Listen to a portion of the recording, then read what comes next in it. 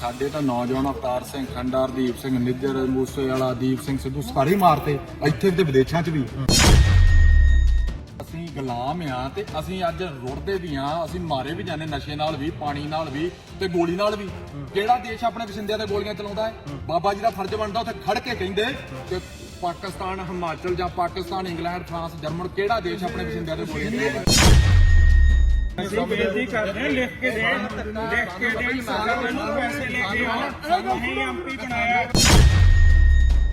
आम लोग खड़े सवाल कर रहे हैं, तुम जवाब दे दो। धक्का मारना तो कोई गल नहीं बनी। नहीं जो संत जी कह रहे हैं, बाबा जी कह रहे हैं, ये सरकारी तो अगर कोई गल नहीं। ਸ਼੍ਰੋਮਣੀ ਅਕਾਲੀ ਦਲ ਅੰਮ੍ਰਿਤਸਰ ਵੱਲੋਂ ਸੁਲਤਾਨਪੁਰ ਲੋਧੀ ਵਿਖੇ ਪੀੜਤਾਂ ਨਾਲ ਮੁਲਾਕਾਤ ਕੀਤੀ ਗਈ। ਇਸ ਮੌਕੇ ਸ਼੍ਰੋਮਣੀ ਅਕਾਲੀ ਦਲ ਅੰਮ੍ਰਿਤਸਰ ਦੇ ਆਗੂ ਇਮਾਨ ਸਿੰਘ ਮਾਨ ਨੇ ਕੌਮ ਨੂੰ ਅਪੀਲ ਕੀਤੀ ਕਿ ਸੁਲਤਾਨਪੁਰ ਲੋਧੀ ਹੜ੍ਹ ਪੀੜਤ ਲੋਕਾਂ ਦੀ ਹਰ ਸੰਭਵ ਕੋਸ਼ਿਸ਼ ਕੀਤੀ ਜਾਵੇ ਅਤੇ ਸ਼੍ਰੋਮਣੀ ਅਕਾਲੀ ਦਲ ਅੰਮ੍ਰਿਤਸਰ ਵੱਲੋਂ ਵੀ ਇਸ ਕੰਮ ਲਈ ਸਹਿਯੋਗ ਕੀਤਾ ਜਾਵੇਗਾ। ਇਸ ਮੌਕੇ ਮੈਂਬਰ ਪਾਰਲੀਮੈਂਟ ਸੰਤ ਸੀਚੇਵਾਲ ਵੀ ਪਹੁੰਚੇ ਹੋਏ ਸਨ। ਜਦੋਂ ਉਹਨਾਂ ਨੂੰ ਕਿਹਾ ਗਿਆ ਕਿ ਉਹ ਸਰਕਾਰ ਦਾ ਬਾਈਕਾਟ ਕਰਨ ਅਤੇ ਅੰਨਦਾਤੇ ਕਿਸਾਨਾਂ ਦਾ ਸਾਥ ਦੇਣ ਤਾਂ ਉਹ ਸਵਾਲਾਂ ਤੋਂ ਭੱਜਦੇ ਨਜ਼ਰ ਆਏ। ਤੇ ਅਸੀਂ ਨਹੀਂ ਪਾਕਿਸਤਾਨ ਨਾਲ ਲੜਨਾ ਚਾਹੁੰਦੇ। ਗੁਜਰਾਤ 'ਚ ਜਾ ਕੇ ਲੜਾਈਆਂ ਕਰ ਲੈਣ, ਮਹਾਰਾਸ਼ਟਰ 'ਚ ਕਰ ਲੈਣ, ਮੱਧ ਪ੍ਰਦੇਸ਼ 'ਚ ਕਰ ਲੈਣ, ਸਾਡਾ ਪਾਕਿਸਤਾਨ ਨਾਲ ਵੈਰ ਨਾ ਪਾਓ।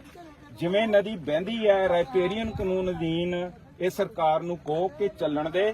ਤੇ ਸਾਡੇ ਉਰੇ ਤਬਾਹੀ ਪਹਿਲਾਂ ਹੀ ਮਿਸਾਲਾਂ ਨੇ ਕਰਤੀ ਹੈਗੀ ਹੈ ਤੇ ਆ ਪਾਣੀ ਹੁਣ ਇੱਧਰ ਉੱਧਰ ਜਿਹੜਾ ਕਰਦੇ ਆ, ਇਹ এনवायरमेंटਲੀ ਸਾਊਂਡ ਕੰਮ ਨਹੀਂ ਹੈ। ਇਹ ਵੀ ਉੱਥੇ ਦਿਓ, ਤੁਸੀਂ এনवायरमेंटਲਿਸਟ ਹੈਗੇ ਹੋ। ਇੱਕ ਹੋਰ ਬੇਨਤੀ ਹੈ ਜੀ, ਇੱਥੇ ਹੁਣ ਹੋਊਗਾ ਬਹੁਤ ਜ਼ਿਆਦਾ ਮਾਲੀ ਨੁਕਸਾਨ, ਮਤਲਬ ਤੁਹਾਨੂੰ ਦਿਖਦਾ ਹੈ।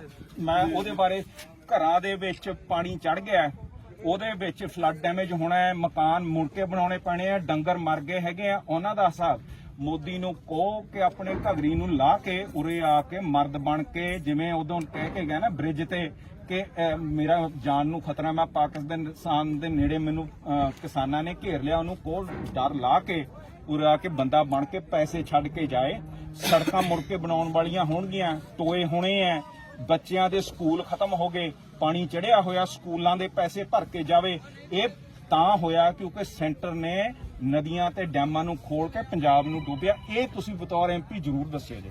ਇਸ ਮੌਕੇ ਸੰਗਤਾਂ ਨੇ ਭਾਰਤ ਅਤੇ ਵਿਦੇਸ਼ਾਂ ਵਿੱਚ ਸਿੱਖ ਨੌਜਵਾਨਾਂ ਦੇ ਕਤਲ ਸੰਬੰਧੀ ਵੀ ਸਵਾਲ ਉਠਾਏ, ਜਿਸ ਤੇ ਸੀਚੇਵਾਲ ਨੇ ਕੋਈ ਜਵਾਬ ਨਹੀਂ ਦਿੱਤਾ। ਜਿਹੜੀ ਸ਼ਾਹ ਨੇ ਸਿਫਤ ਕੀਤੀ ਬਾਬਾ ਜੀ ਦੀ, ਉਹਦਾ ਇਹ ਸਾਨੂੰ ਹੋਇਆ ਕਿ ਸਾਡੇ ਤਾਂ ਨੌਜਵਾਨ ਅਵਤਾਰ ਸਿੰਘ ਖੰਡਾ, ਹਰਦੀਪ ਸਿੰਘ ਨਿੱਜਰ, ਮੂਸੇਵਾਲਾ, ਦੀਪ ਸਿੰਘ ਸਿੱਧੂ ਸਾਰੇ ਮਾਰਤੇ ਇੱਥੇ ਤੇ ਵਿਦੇਸ਼ਾਂ 'ਚ ਵੀ।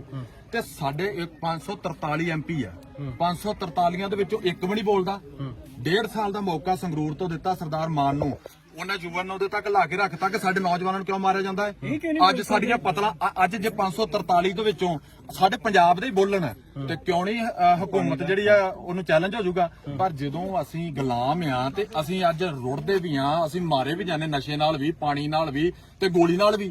ਕਿਹੜਾ ਦੇਸ਼ ਆਪਣੇ ਵਸਿੰਦਿਆਂ ਤੇ ਗੋਲੀਆਂ ਚਲਾਉਂਦਾ ਹੈ? ਬਾਬਾ ਜੀ ਦਾ ਫਰਜ਼ ਬਣਦਾ ਉੱਥੇ ਖੜ ਕੇ ਕਹਿੰਦੇ ਕਿ ਪਾਕਿਸਤਾਨ, ਹਿਮਾਚਲ ਜਾਂ ਪਾਕਿਸਤਾਨ, ਇੰਗਲੈਂਡ, ਫਰਾਂਸ, ਜਰਮਨ, ਕਿਹੜਾ ਦੇਸ਼ ਆਪਣੇ ਵਸਿੰਦਿਆਂ ਤੇ ਗੋਲੀਆਂ ਚਲਾਉਂਦਾ? ਸਾਡੇ ਤਾਂ ਨੌਜਵਾਨ ਪਾਣੀ ਕੌਣ ਛੱਡਦਾ ਹੈ? ਕਦੀ ਵੀ ਕਿਸੇ ਦੇਸ਼ ਨੂੰ ਵੇਖੋ ਜਿਹੜੇ ਜਿੱਥੋਂ ਦਾ ਜਾਂਦਾ ਹੈ ਕਾਨੂੰਨ ਦੇ ਮੁਤਾਬਕ। ਅੱਜ ਕਿੰਨੇ 1 ਲੱਖ ਰੁਪਏ ਦੀ ਮੰਗ ਕੀਤੀ ਹੈ? ਨਹੀਂ ਬੋਲਿਆ ਕਿੱਲੇ ਦਾ 1 ਲੱਖ ਰੁਪਏ ਦੀ ਮੰਗ ਕਰਨ ਸਾਨੂੰ ਇਹਨਾਂ ਕੁਛ ਨਹੀਂ ਦਵਾਇਆ। ਹਾਂਜੀ, ਪਾਰਲੀਮੈਂਟ ਦੀ ਬੋਲੂੰਗਾ ਮੈਂ, ਪਾਰਲੀਮੈਂਟ ਦੀ ਗੱਲ ਕਰ ਰਿਹਾ। ਜਿੰਨੇ ਐਮਪੀ ਨੇ ਪੰਜਾਬ ਤੋਂ, ਉਹ ਜਿੰਨੇ ਪੰਜਾਬ ਤੋਂ ਐਮਪੀ ਗੱਲ ਤੇ ਕਰ ਲੈਣਗੇ, ਉਹਨਾਂ ਦੀ ਗੱਲ ਕਰਨਾ। ਜਿਹੜੀ ਗੱਲ ਤੁਸੀਂ ਕਹੀ ਸੁਣਾਂਗੇ, ਜਿੰਨੇ ਐਮਪੀ ਪੰਜਾਬ ਤੋਂ ਹੈਗੇ ਨੇ, ਉਹ ਸਿੱਖਾਂ ਦੇ ਜਿਹੜੇ ਬਾਹਰਲੇ ਦੇਸ਼ਾਂ 'ਚ ਕਤਲ ਹੋਏ ਆ, ਚਾਹੇ ਇੱਥੇ ਹੋਏ ਆ, ਉਹਦੇ ਬਾਰੇ ਕੋਈ ਨਹੀਂ ਬੋਲਿਆ।